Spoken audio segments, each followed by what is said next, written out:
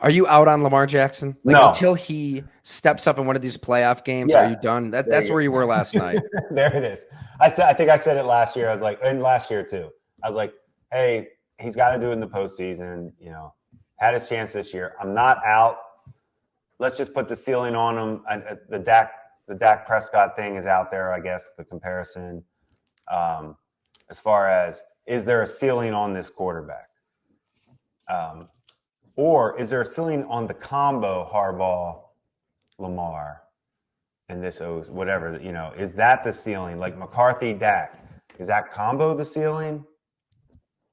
Or is it one or the other? But it's hard for me to think watching some of the missed throws yesterday that he did make and the critical decision, the interception obviously has been beat to death, talked about, but it's easy to say it can't happen, but it can't happen, especially when this is what you're being judged on, the postseason. I think about Michael Vick, the comparison, Lamar and Michael Vick. For me, it's Michael Vick. You're taking Vic over Lamar. Yeah, I'm going to stick by it. I always thought it. I thought Lamar would take it over. I'm like, oof, Lamar's going to. I don't know, man. I don't feel like Vic had a meltdown. I have to go back and look at his postseason more before I say that. I just don't remember Vic having postseason being the issue possibly in the postseason. Well, he wasn't there much. He pranced around snowy Lambeau Field in the wild card, and I think it was a couple years later that Atlanta made it to the NFC Championship game and lost to Philly, your Philly Eagles, I believe. That was the You game I were a talked scout about. then. Yeah, we had talked Yeah, about that game where it was like that was the most wild, violent football. That's when I realized playoff football violence. yeah. That game. It's interesting though. I mean, Lamar Jackson is we picture the highlight reel. I guess his numbers are still MVP worthy. He's going to win the award. Um, it just Yeah. feels like this is probably good for his evolution. Like you want to win from the pocket.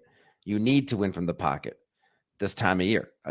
If you're going to take down Mahomes, but it's been at the expense, not a lot, but just enough of his threat as a runner. Like he's not quite as explosive Yeah.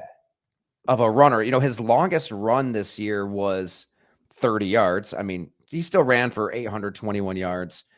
But, and I think of Lamar Jackson, I'm thinking of him running away from an entire defense. And it's just a lot of like 6-yard chunks and, maybe a first down here, first down there. Not quite this dude is revolutionizing the sport kind of stuff.